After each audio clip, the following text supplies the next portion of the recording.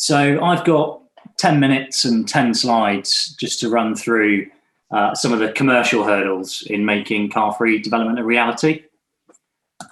I'm going to waste my my first slide on a caveat just to say I don't really know what I'm talking about.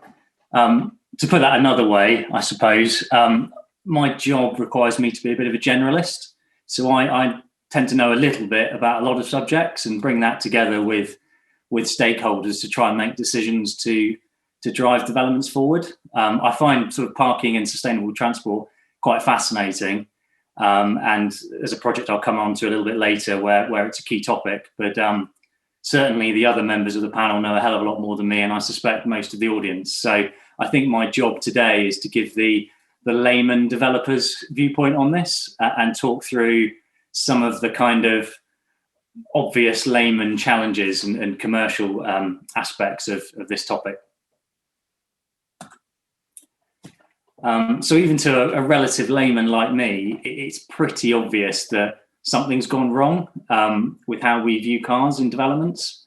I've just picked out a few. These are just nicked from memes in social media, to be honest, over the last week while I've been doing a bit of research. And the arguments for, how we think about cars and how we prioritize cars over pedestrians and the benefits of sustainable transport, I mean, it's blatantly obvious. So the question I have as a developer is, well, why aren't better solutions coming forward? Why aren't we doing more car-free streets, or at least, prioritizing other forms of transport? And I was thinking about how to articulate that from the developer's perspective and why the developer community aren't doing better and aren't solving this problem. And actually, Jackie Sadek of UK Regeneration probably articulated better than I could, and just gives you a bit of a flavour of some of the challenges we face. So this is an extract from her book, Broken Homes, which is definitely worth a read if you haven't read it already. Jackie's bringing forward a 1,500 home scheme in East Biggleswade, and actually, I won't bother reading it out, but I'll give you sort of 30 seconds just to read this extract from the book.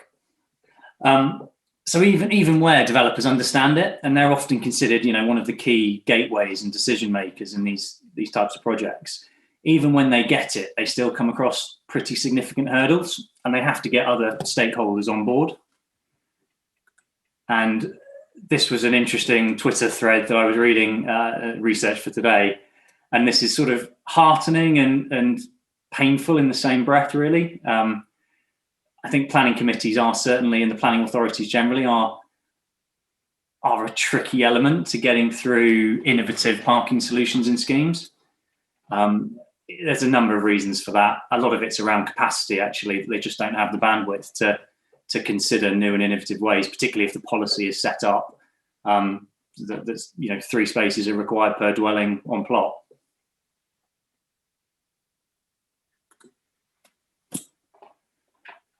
So in terms of the big sort of commercial hurdles, as I see it,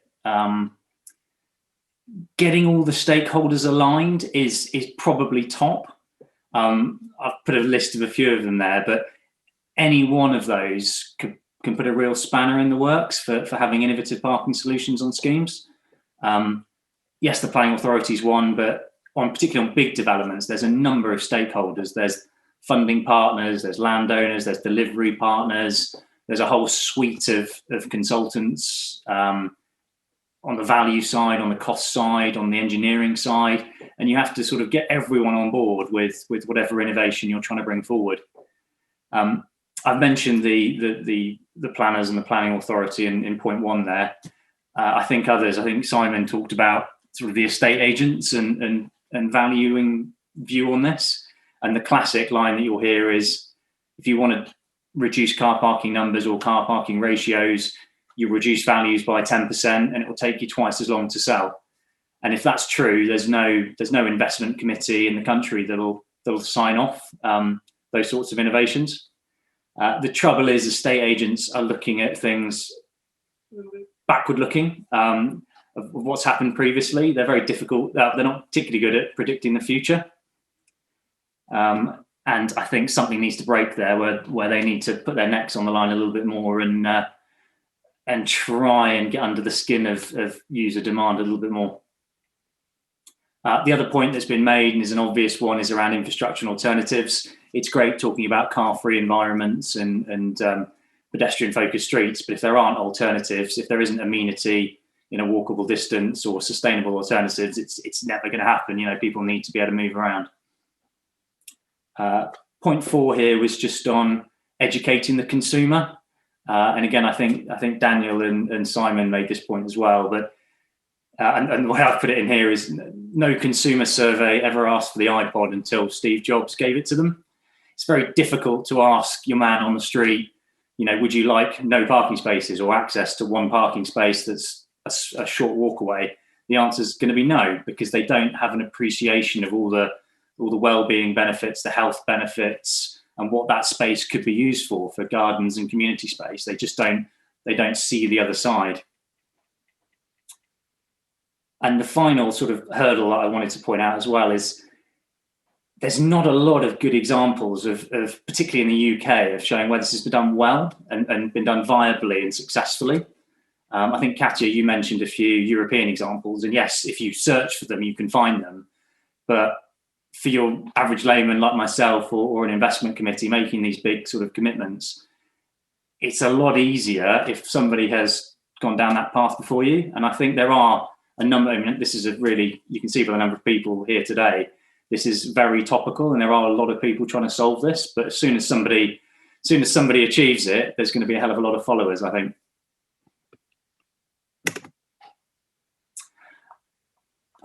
So on that note, one of the projects I'm working on, we're going to have a crack at it, at prioritising pedestrians, trying to develop a scheme with a very low parking ratio, and trying to sort of relegate the car to the periphery of the site. You can see here, this was just a visioning sketch we did for our project in northeast Cambridge, very much at the concept stage. But you can see, I don't know if you can see my cursor, but the one car in this CGI is relegated to the background, just as a nod to the fact that we are very much focused on pedestrians and cyclists in the scheme.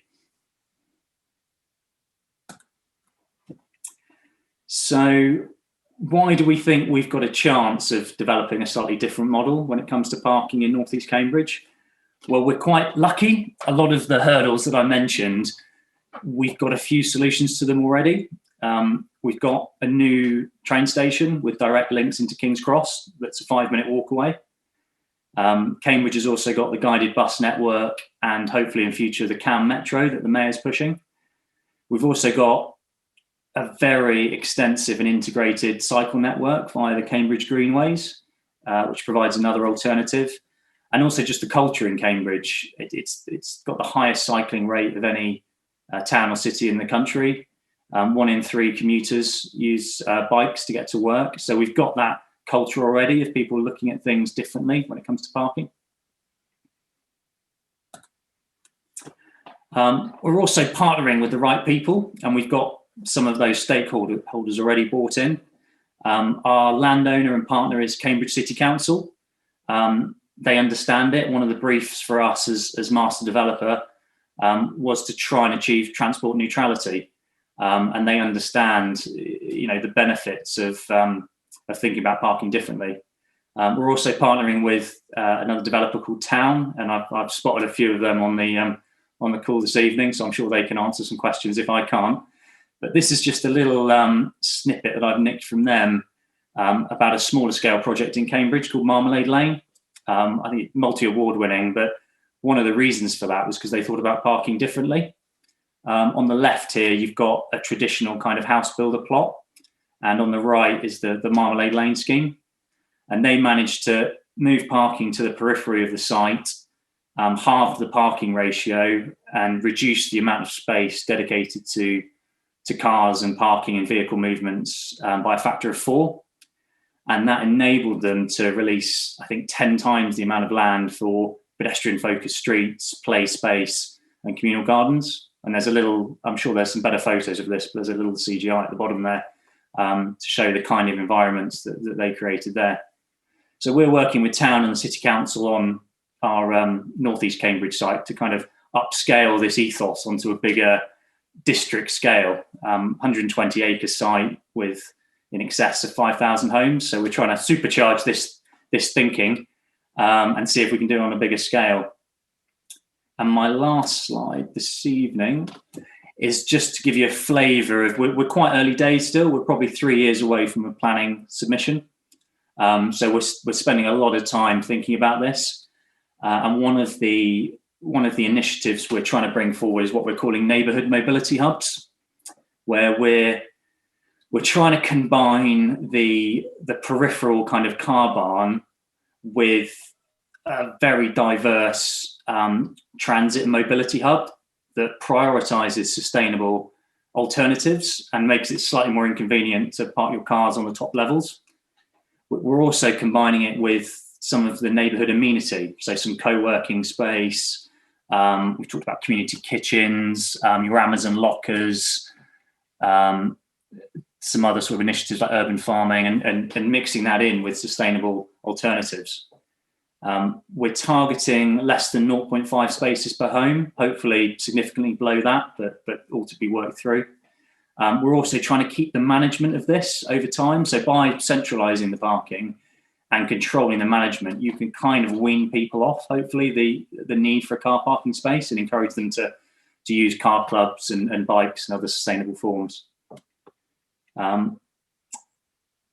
That's probably, I suppose, just a last point on this.